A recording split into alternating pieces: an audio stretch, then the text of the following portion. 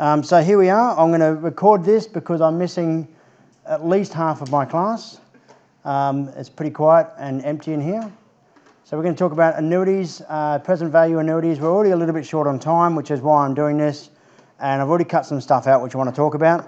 I have formulated these based on previous years. So I'm going to skip the first bit, but I will put up some solutions to this. It's a bit of a summary of future value annuities because in previous years we've taught this in the last week of term 3 and in the first week of term 4. So having that 2-week break meant doing this was quite handy.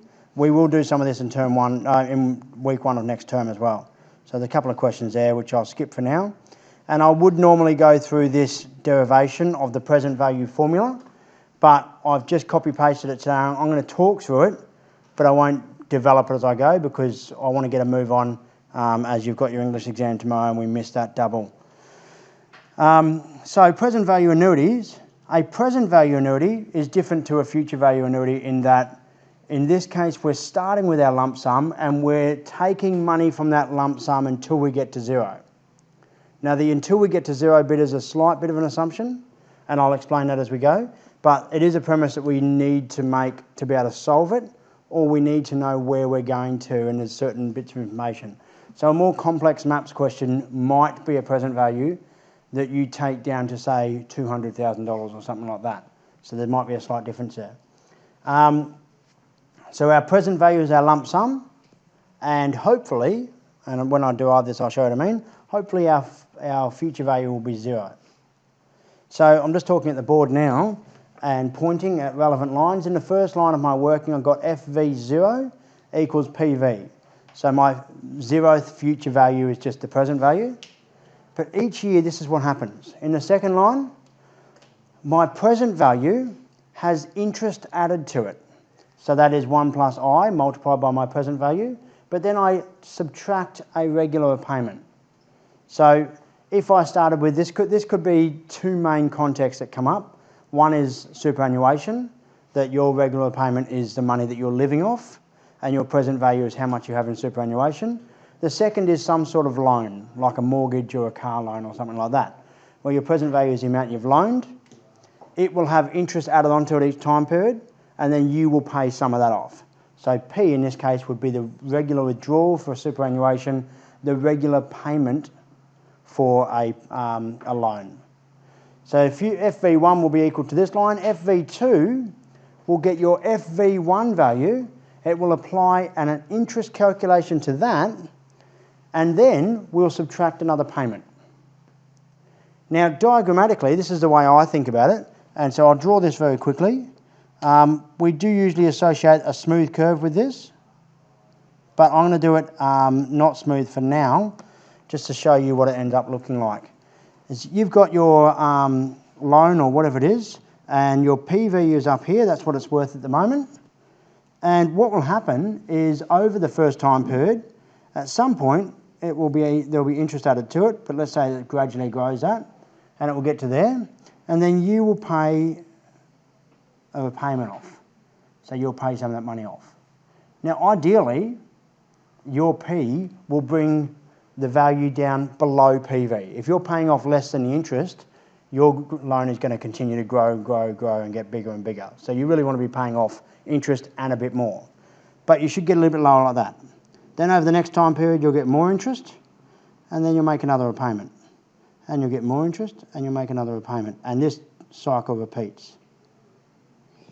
What we model and what we're building an idea of is that shape there. And this shape makes sense because it gets steeper as you get closer to zero, and at some point you pay it off. But as you get closer to zero, your payments include less interest. You've got less owing, therefore you've got less interest that you're paying off, which means more of that P value is going towards actually just repaying the loan. So this is a pretty standard loan repayment shape that you'll see. So if you go in and you're looking to get a mortgage at some point in the future, banks will often show you a graph that looks a bit like that, or even online mortgage calculators now will show you something that looks a bit like that. But generally speaking, this is the build-up. We get our previous future value, we add interest to it, we subtract a payment. We do it again, we do it again, we do it again, and we get something that looks a lot like what we had last time, with a geometric progression, which you don't all need to know, but Maths C students will know. So our FVN, our future value at some point in time n, will be equal to our present value with n lots of interest added onto it, but then we have made repayments, and the expansion looks like this line. Now we split the present value, we split up into two pieces. So there's our repayment bit, and here's our present value with interest added onto it. As we break this up into two pieces, our FVN stays over by itself. Our PV times 1 plus I to the power of n stays by itself, but we turn this into a summation formula, and this becomes very much like our future value formula here. And we come out with the orange circle.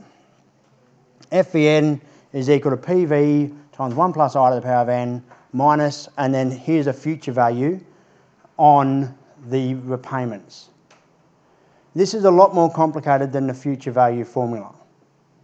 This may be important in a higher order complex question, this formula, and it's not on the formula sheet.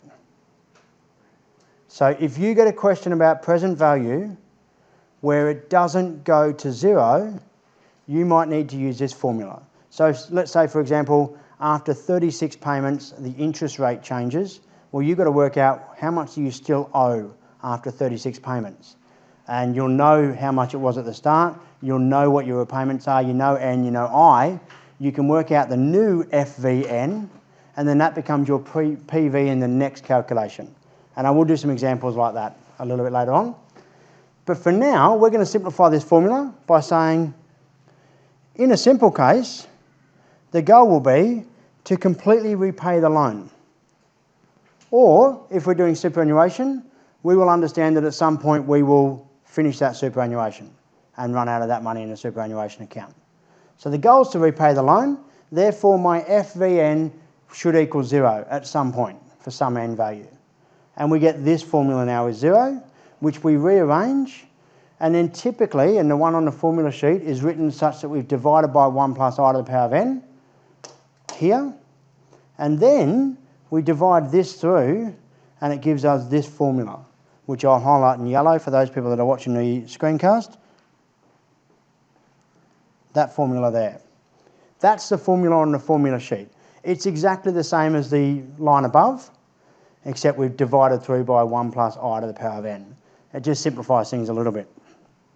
It looks a lot like the future value formula, but you don't want to get things wrong because it does have a big effect. So for example, it is not 1 plus I to the power of n minus 1, it's now 1 minus 1 plus I to the power of negative n. But everything else is pretty much the same. So it's just that slight change on the inside, which means that I would expect that as you're doing questions now, you're sitting with the formulas next to you. Don't even worry about trying to memorise them, they're on the formula sheet. But you'll probably find you do memorise them just by practising with the formulas next to you. And that's how we can calculate our present value, although usually in most contexts we know our present value and we want to know our repayments. We know we've just borrowed $500,000 for a house from the bank. We want to know what our repayments have to be to pay it off in 25 years. So it's actually more useful to use this formula here, which is a rearrangement where P will be equal to the present value times by I divided by 1 minus 1 plus I to the power of negative n. So all I've done is multiply by the I divided by the multiplier of P. It's a rearrangement, and that's a much more useful formula, but it's not the formula on the formula sheet. So you have to rearrange the formula on the formula sheet to get to there. Usually though, we know how much we loaned, we're trying to work out how much we have to repay. Although on the other hand, you might be working in a job, you might say, look, I can afford to pay $2,000 a month for a house. So you know what you can afford, and then you can work out what type of house you can buy based on that $2,000 per month. That's where the present value comes from. You will not be tested on where the present value comes from. You will only be expected to be able to use the formulas, but there is this doozy here in the orange box that you may need to be able to use, and that is the future value after n time periods. You might have to cut a formula up in half like we did with future value. Are there any questions from the room? Yep. Just above the line that you highlighted, you've got 1 plus I to the power of n take 1. Yep. And the line below it's 1 minus, so you switch which way the negative. Yep, well, so what's happened is I'll just use the highlighter again. I've divided through by this. When I divide the first term in the brackets by this, I get the 1, which is that one there. And when I divide the second term in the brackets, I get the second term. So that becomes, because I'm flipping that power up, it becomes negative n. And the negative has stayed. So negative was here, and it's now still there. So that's the first term, that's the first term, that's the second term. So it's also, that division's changed the complexity level of the two terms. I'm going to do an example or two, and then we'll leave it there.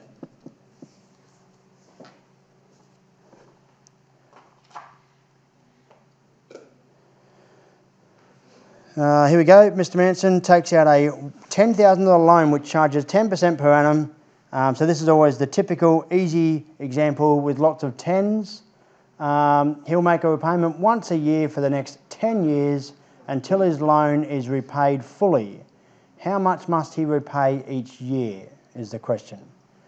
Would anybody like to hazard a guess as to what my loan repayments will be approximately? I'm not after anything actually close to the answer. I'm after somebody having an idea of the ballpark, and there's one particular point that I want to make here. So if you think you've got an idea, just throw it at me.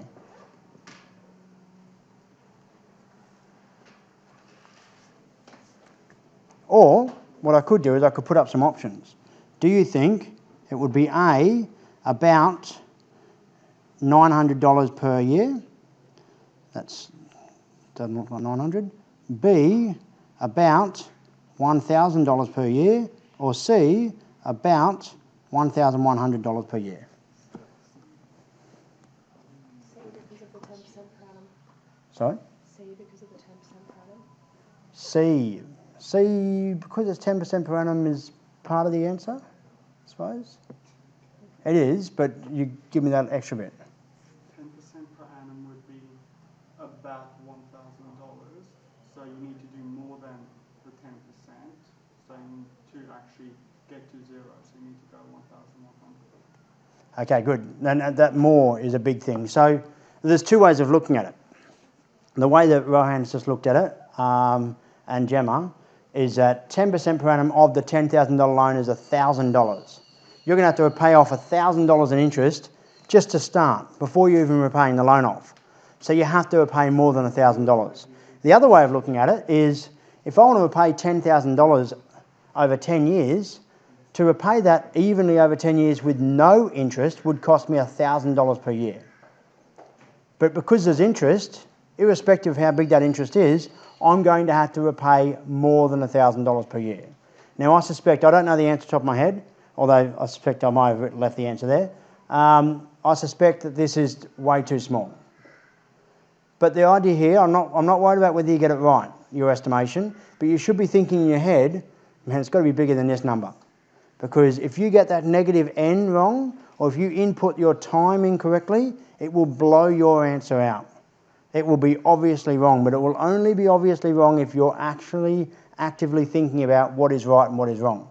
It's hugely important that you are making that connection and thinking about it. So let's do it anyway.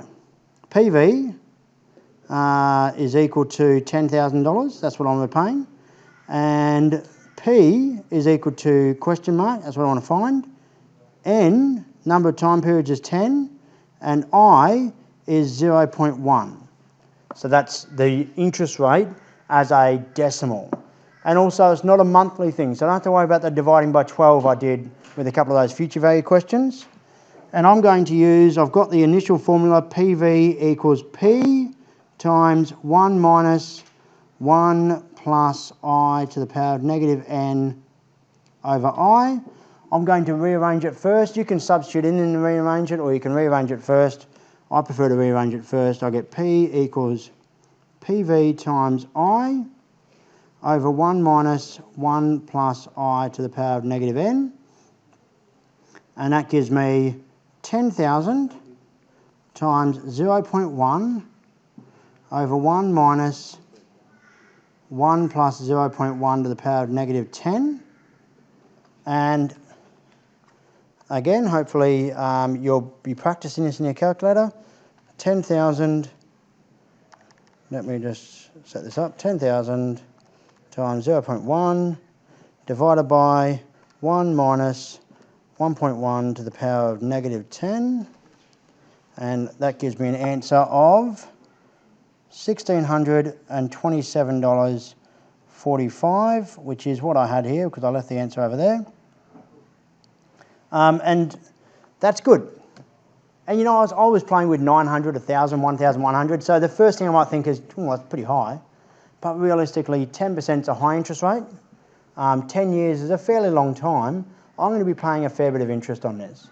And so I've got at least $1,000 a year to pay the whole thing off, and $627 also in interest repayments. So this kind of makes sense because that's a high interest rate, and it starts off as $1,000 in interest a year.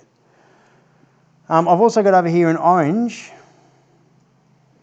the way you would do this in your graphics calculator. And again, you might want to try this right now. Interactive, financial, compound interest, compound PMT. So PMT is that P value, the per month value. That's what we're trying to find. N equals 10, I percent equals 10%, PV equals 10,000, FV equals 0. And the PMT is that, I say it's per month transaction. I had it in a future value thing, didn't I? What is it? What's PMT? There. Payment for each instalment. So PMT. There we go. So that's on the OneNote. So just make sure that with each of these questions you can do it on the calculator as well. That's all I've got. I'm going to do 2 more examples and then we'll do some harder examples on Friday. So example 2, Mr. Manson is saving for his retirement. He would like to have $4,000 per month available for 30 years to live comfortably. We're going to get to this stage now where I'm going to start just throwing out the number of years I'm going to live when I retire. It's a guess. It's slightly morbid, and I know, but we're just going to do it anyway because that's kind of what happens. All your superannuation calculations are based on how long you're expected to live based on life expectancy averages.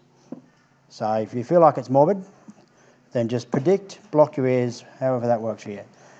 He will have his savings invested in a fund that give him 6% per annum.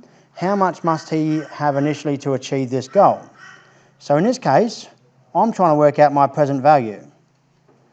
I know my P value or my PMT on the calculator. I want $4,000 and I want that $4,000 per month. That's my living expenses. I know my N value. I want to have enough for 30 years, which is 30 times 12 because I've got a per month situation. And I is equal to 6%. Which is, but as a per month, I'm going to write that down as 6 over 1,200 because I also need the decimal version. And so that's now a per month rate as well. So make sure you get your times lined up and that they're going to work. And I'll just go to my PV formula. PV is equal to P times 1 plus, that's wrong, 1 minus 1 plus I to the power of negative n all over I. 4,000 times by 1 minus 1 plus 6 over 12 is a half, so it's actually just 0.5%, so 0.005. So I'll just use that. The power of negative 30 times 12 is 360. 360 all over 0.005. You can obviously leave the fractional form if you want.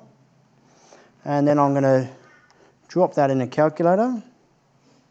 4,000 times 1 minus brackets 1.005 close brackets to the power of negative 360.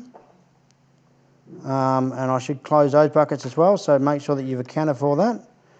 0.005, and that gives me an answer of 667,166.45. No, 0.46. So I'll need to have in my superannuation account $667,000, which is around about what we got last lesson when we put $300 in per month for 8 years. I'd have enough then to have $4,000 per month when I retired, which is pretty good. And for 30 years, so even better. Anyway, that's the plan, that's the answer, and I'm fairly comfortable with that answer.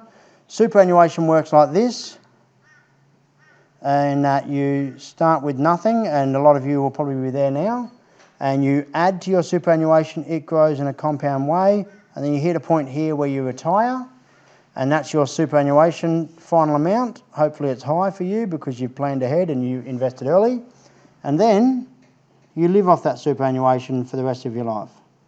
And hopefully, and again, here comes morbid Manson, that doesn't hit zero before you die. Otherwise, I don't know, you'll have to have some plans. Go back to work at the age of 90. No, we're very lucky. We live in a country where the government would then support you, but also people usually have assets at that stage. So you might get to here and you probably still own your home. That's your big asset. So there are other things in place. Example 3.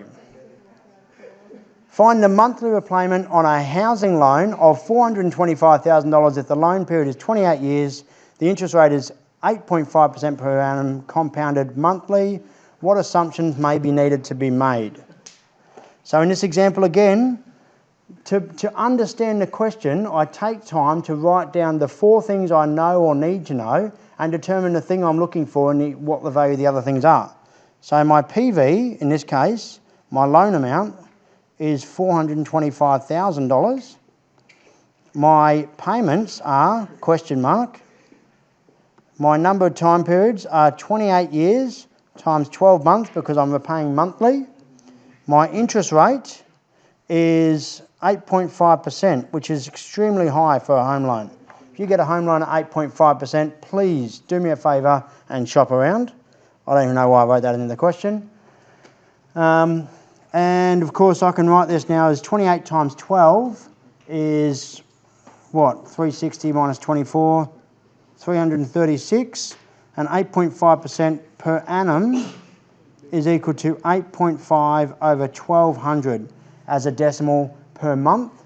So I've made that change. You'll see that divided by 1200 a lot. It's dividing by 100 to make it a decimal, dividing by 12 to make it monthly. And I've got on my formula sheet, PV is equal to P times 1 minus 1 plus I to the power of negative n, close brackets, over I.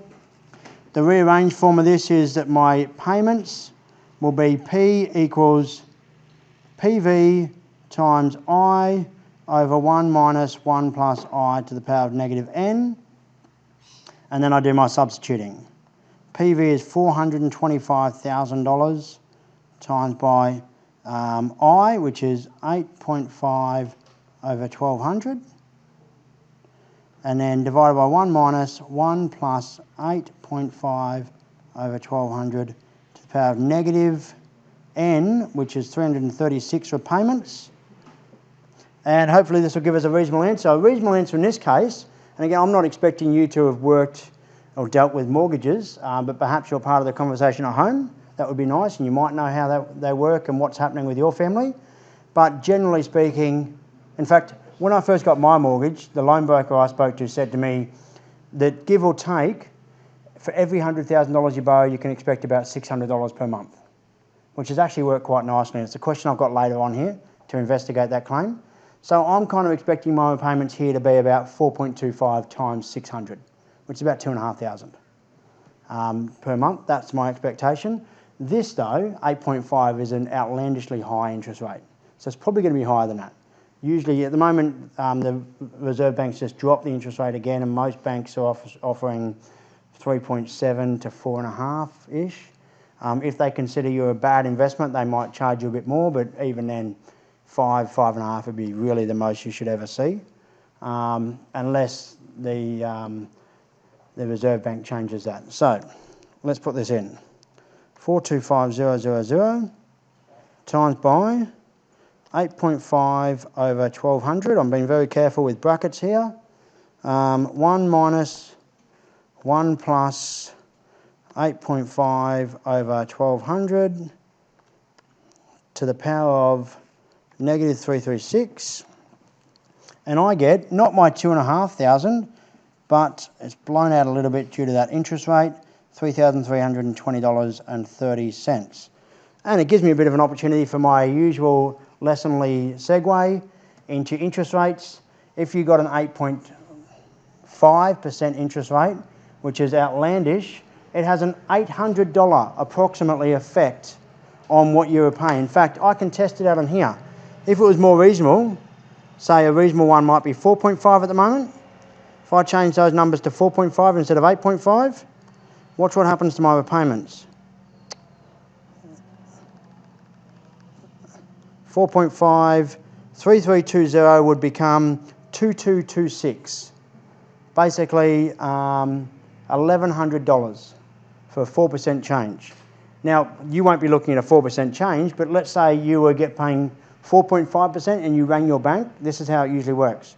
You ring your bank and they say, hello, how you going? You go, I'm going to start calling other banks to see if they can offer me a better interest rate. And then they usually, 99.9% of the time, offer you a better interest rate on the spot.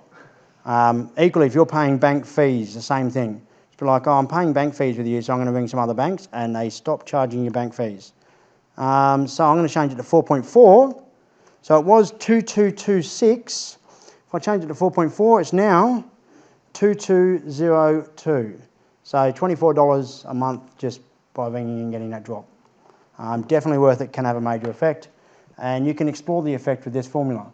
When you're exploring the effect, there's online calculators. You barely even have to use this formula, but there we go. Any questions on this?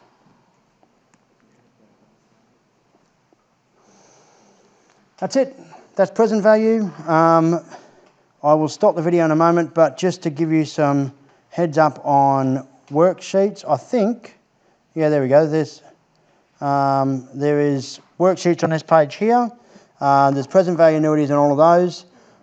I still think probably the best worksheet, if you can do this worksheet here, they do start off a little bit harder, so you don't get the easy ones, but the one that I've put on there, which has attached to it all of the full work solutions, pretty much covers every type of question you might get. So I would jump on and do that. If you want that actual worksheet to print it out or whatever, I believe that it's one of these ones here, and I think it has a bit of information in there as well. So feel free to use those. Those three are on pass mark. No, it's not that one there, so it might be the other one. Challenging annuities too. No, it's not that one either, so you have to use my OneNote. So there we go. Are there any other questions? Nope. Cool.